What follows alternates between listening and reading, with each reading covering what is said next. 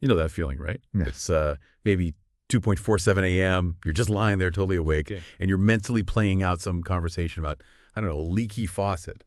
But somehow that thought spirals, and suddenly you're convinced you'll be like living under a bridge next Tuesday.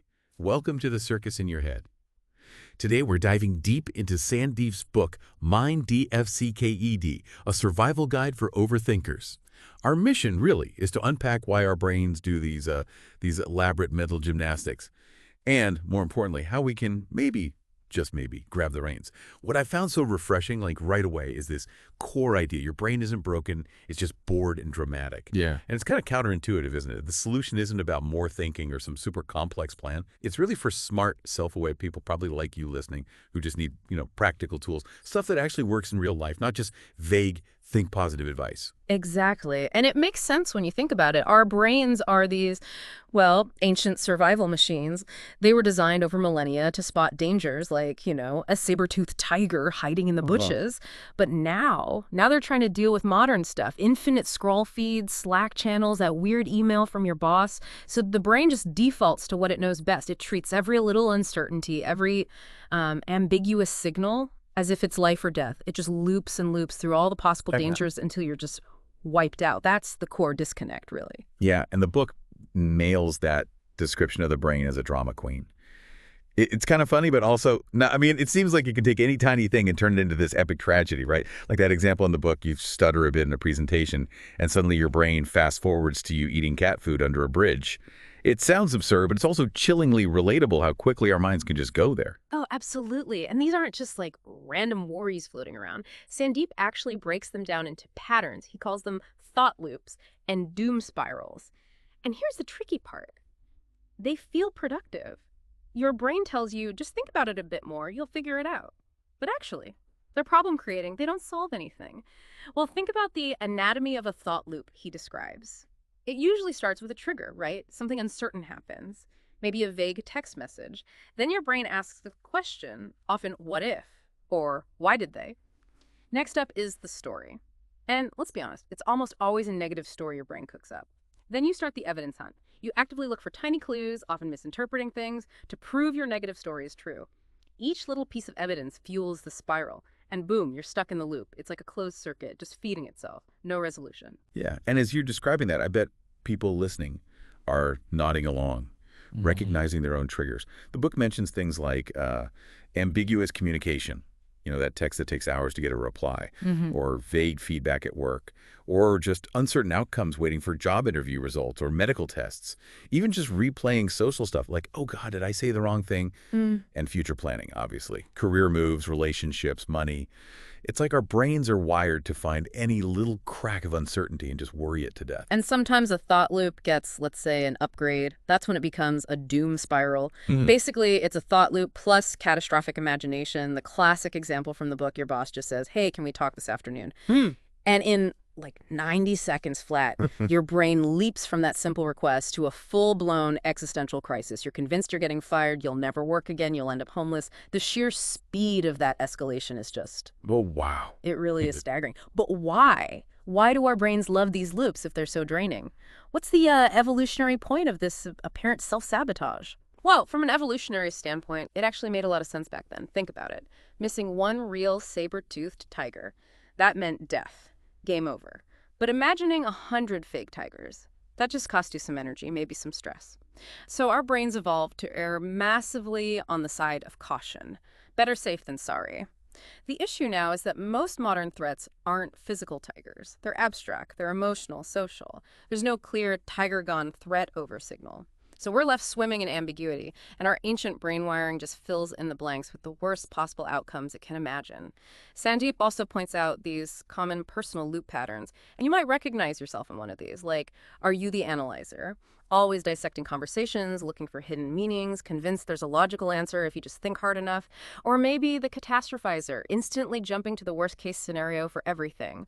Or the people-pleaser, obsessing over what others think, replaying interactions endlessly. The perfectionist, maybe. Can't make a move without exploring every single option, getting totally exhausted in the process. Or the ruminator, just stuck replaying past mistakes or hurts over and over. Identifying your main pattern is like a really useful first step. Okay, so how do you actually know you're stuck in one? The book lists some pretty clear signs, right? Like, you're thinking about the exact same thing for the 5th, 10th, maybe 20th time that day. You feel physically tense, maybe knots in your stomach, tight shoulders. You keep asking the same questions but aren't getting any new answers or insights. Or you're just utterly exhausted, but your mind refuses to switch off. These loops, they kind of lure you in with this false promise, don't they? Like, just keep thinking, you'll crack it. But they rarely lead anywhere useful. It feels like they're often based on misunderstanding uncertainty or focusing on stuff that's totally out of our control anyway. Exactly. And something that often gets missed, which the book really highlights, is the huge energy cost. These loops drain your mental energy constantly. Maybe not all at once, but like a slow, steady leak. Drip, drip, drip. And that divided attention, it messes with your ability to be present, to make good decisions, to be creative. It even affects your sleep and just your general sense of peace. It's a massive, massive drain. But here's the good news, and the book gets straight to it. You can interrupt them. Just as a little preview, the author suggests a really simple awareness exercise. When you catch yourself looping, just pause and ask, okay, how long have I actually been thinking about this? Am I getting any new information here, or am I just recycling the same old thoughts? And this one's key. What would I do right now if I just trusted that this will probably work out okay? Even just asking those can create a little space, a crack in the loop. Okay, this next bit, the myth of clarity. This one really hit home for me. I used to totally buy into this idea that successful people just knew the right answer, and I felt uncertain. It just meant I hadn't thought hard enough. Sandeep tells this story about being completely paralyzed trying to choose between oatmeal and eggs for breakfast. All that brain power wasted on breakfast. It's funny, but it really shows how absurd it can get. And this is where it gets really, really interesting for us overthinkers. We are absolute masters at disguising our anxiety as productive planning. The author talks about spending like 3 weeks researching the perfect morning routine, reading articles, watching videos, spreadsheets even, instead of just, trying one for a few days. My inner perfectionist totally recognized that pattern. It's not planning, it's procrastination, isn't it? It is absolutely avoidance, yeah. And that's the crucial difference the book draws. Real productive planning. It has a clear goal, gathers necessary info, keyword necessary, and leads to action, while accepting some uncertainty will always remain. But overthinking disguised as planning. It tries to eliminate all uncertainty, which is impossible. It gathers excessive info just to delay deciding. It feels really busy, but you make zero actual progress. And that is the heart of analysis paralysis. The fear of making the wrong choice stops you from making any choice. And why does this happen? Because we believe in this myth of perfect information, which for almost any important life decision just doesn't exist. The future's unpredictable, you're going to change, the world's going to change, and every single option has downsides you can't possibly know up front. Chasing perfection is just depressing. Right. Which is why I love that 70% rule from Jeff Bezos that the book mentions. He apparently makes most big decisions when he feels he has about 70% of the information he wishes he had. Less than 70%. Maybe a bit reckless. But waiting for 90%, that means you're probably overthinking. And by then, you might be too late. That leftover 12% uncertainty actually keeps you nimble, ready to adapt. It's not about being careless. It's about recognizing uncertainty is just part of making timely decisions. I've really been trying to lean into that. Yeah, it's a great benchmark. And the book lists these classic ways overthinking pretends to be clarity-seeking. You'll definitely know these. There's the research rabbit hole, right? Where you just keep clicking links forever. Or the pro-con list that never ends, because you can always add one more hypothetical point. Or the endless advice collection from everyone you know, getting conflicting opinions. Or my personal favorite, the scenario planning Olympics, prepping for disasters that have a 0.001% chance of happening. And it all leads to what Sandeep calls the perfectionist paradox. Delaying any choice because none feel perfect, not seeing that perfectionism itself is the problem, it's just fear of regret dressed up.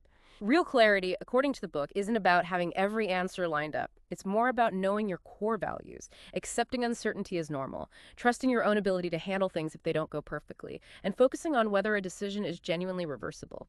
And honestly, most decisions are, at least partially. Which leads perfectly to what the author calls the good enough revolution. Now, when I first read good enough, my perfectionist side kind of recoiled. I thought, wait, is that just settling? Is that mediocre? But the book explains it so well. It's not about aiming low. It's about recognizing the point of diminishing returns. It's choosing to act with imperfect information because waiting longer won't actually make the decision significantly better just later. A good enough decision made now often beats a perfect one made too late. That really challenges how many of us think, doesn't it? And this whole chase for perfect clarity, it feeds right into what Sandeep calls the fear factory. He describes it as this, like 24/7 operation inside your head, constantly manufacturing what-if scenarios specifically tailored to your deepest insecurities. It's like a bespoke worry service. That's a perfect description. This factory takes the tiniest seed of uncertainty and turns it into a 5-alarm fire in like under a minute. The what-if assembly line process he outlines is brilliant. First, raw material acquisition, find any bit of ambiguity, then apply a negative assumption. Follow that with consequence amplification, imagine the absolute worst outcome. Next, evidence manufacturing, selectively find anything that seems to support the fear.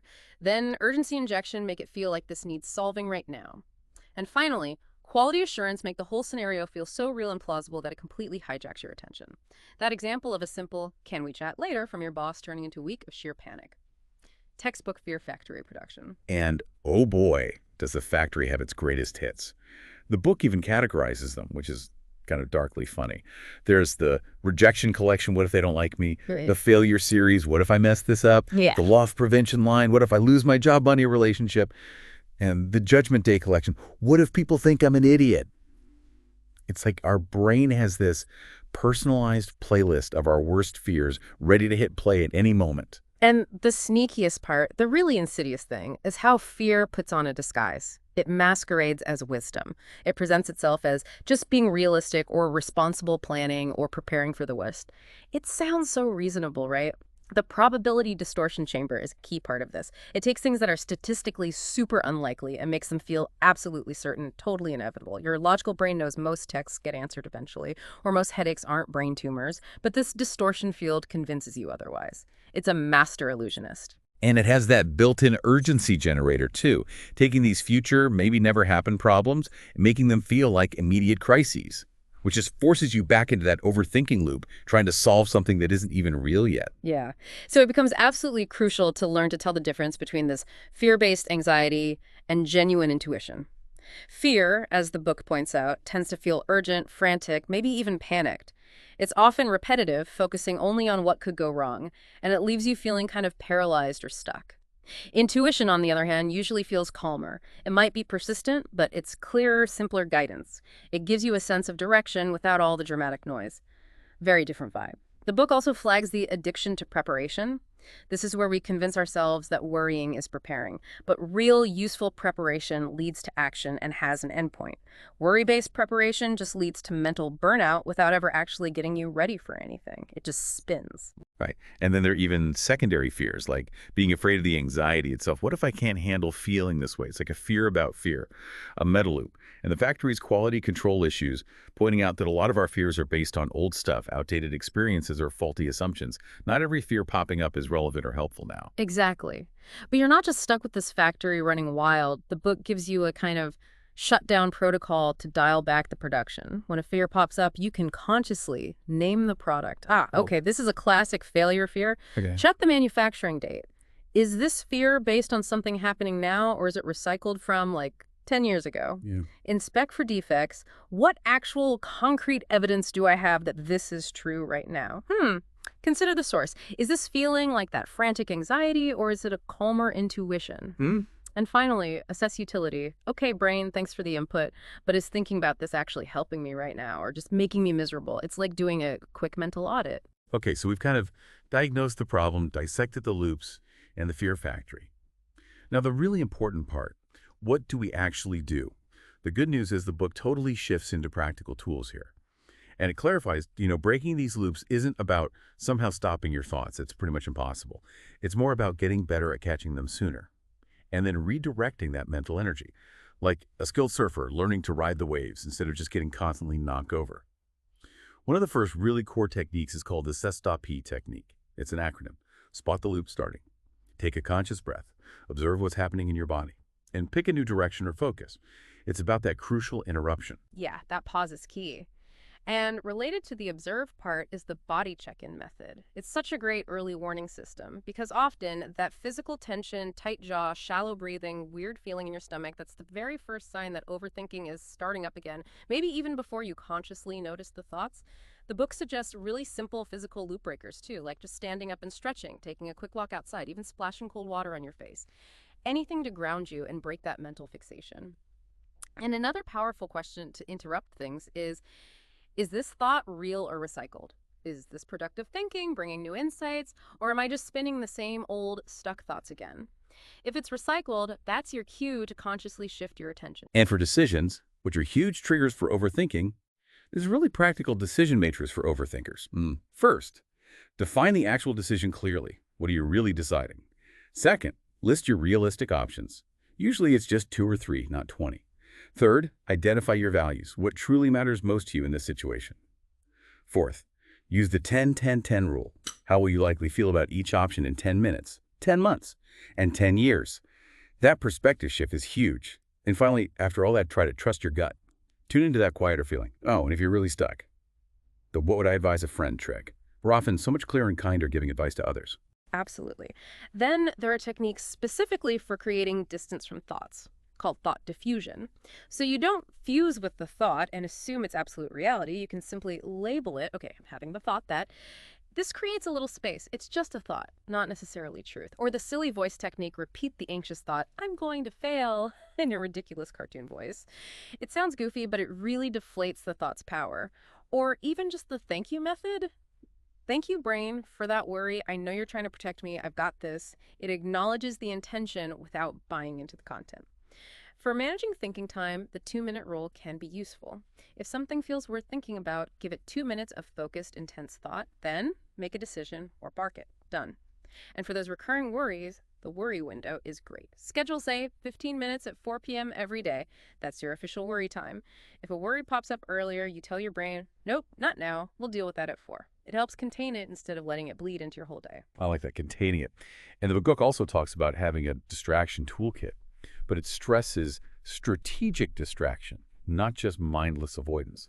So things like physical exercise, getting into a creative flow, having an engaging conversation, activities that genuinely capture your mind, not just numb it temporarily. And for those moments when you feel completely overwhelmed, the what's the next right thing approach. So simple, but so effective.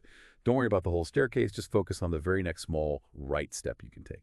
Breaks the paralysis. Yeah, breaking it down is key. And then there's a concept called mental aikido. I love this one. It's about taking the energy you're pouring into those unproductive loops and consciously redirecting it towards something useful. So instead of letting analysis paralysis win, you maybe channel that intense analytical energy into researching a creative project you care about or planning a fun trip. Redirect the flow. And for really intense moments, when you're deep in a spiral, circuit breaker techniques can provide a hard reset. Things that really jolt your system. A cold shower, doing some quick, intense exercise like burpees, or even rapidly listing things you're grateful for, they just interrupt the pattern completely. And sometimes, paradoxically, the quickest way out of a loop is through the acceptance paradox, which means just letting the thoughts be there. Stop fighting them so hard. Acknowledge them without engaging. Often when you drop the struggle, the loop loses its power. Okay, this all leads really nicely into the final big idea, which I found fascinating. Moving from overthinking to inner knowing. The book really champions this idea that alongside our loud analytical brain, there's this quieter voice inside, our intuition, our inner knowing. But it often gets drowned out by all the mental noise. Right. And this inner knowing, it isn't presented as anything mystical or magical. It's framed as your brain's incredibly sophisticated subconscious pattern recognition system. Your subconscious mind is processing something like 11 million bits of information per second, while your conscious mind handles maybe 40 bits. So inner knowing is essentially your deep subconscious intelligence bubbling up insights that your conscious, logical, overthinking mind just hasn't pieced together yet. It's deep pattern matching. Okay, so what does that actually mean for us day to day? It means really understanding the crucial difference between anxiety and intuition. We touched on this, but it's key. Anxiety feels urgent, panicked, maybe even frantic. It repeats the same worries, focuses on doom, and leaves you feeling paralyzed or stuck. Inner knowing, though, it usually feels calmer, maybe like a quiet certainty or a gentle nudge. It brings clarity, feels aligned with your values, and offers simple direction without the drama. It's a totally different signal internally. Exactly, and you have to learn the language of inner knowing. How does it communicate? It often uses physical sensations, maybe a feeling of expansion or openness in your chest versus a tightness or contraction, or distinct emotional responses, a sense of genuine excitement or rightness, versus a subtle background hum of unease. Or even energetic shifts, noticing if thinking about an option feels energizing or draining. It's about learning to tune into these more subtle, nonverbal cues from your body and subconscious. And there are ways to actively cultivate this. The book offers several cultivation processes. Journaling is a big one. Things like morning pages, just writing stream of consciousness to clear the mental clutter, or decision dialogue, where you literally write out a conversation between your analytical mind and your intuitive self about a choice. The 5 whys for feelings helps you drill down into the root cause of an emotion, often uncovering deeper wisdom. The body wisdom check-in involves pausing when facing a choice, tuning into your physical sensations for each option, and noticing which one brings more ease or resonance. And the if I knew exercise completing prompts like, if I knew I couldn't fail, I would. Or if I knew the right answer, it would be. This can bypass the overthinking mind and tap into that deeper knowing. There's also something called the energy audit practice, which sounds really useful. Basically, consciously noticing which activities, people, environments, and choices consistently give you energy versus which ones drain you. And then using that felt sense of energy as a compass to guide future decisions. Makes a lot of sense. Totally. And related to that is the wisdom of timing. Learning to sense when it's the right time to act, maybe things feel aligned, opportunities appear, you feel energized, and also sensing when it's better to wait, maybe you feel rushed, uncertain in a calm way, or sense that crucial information is still missing. It's not just what, but when. Then there are integration practices, like doing a brief daily check-in with your intuition or using an experiment approach, making small decisions based on intuition and tracking the results to build trust. Of course, the book acknowledges common obstacles too, things like constant information overload or deep fear of being wrong, social conditioning telling us to ignore our gut, and past hurts that make us hesitant to trust ourselves. These can definitely block that inner wisdom. Right. But the key integration point, as the book calls it, isn't about ditching your analytical brain entirely. That would be silly.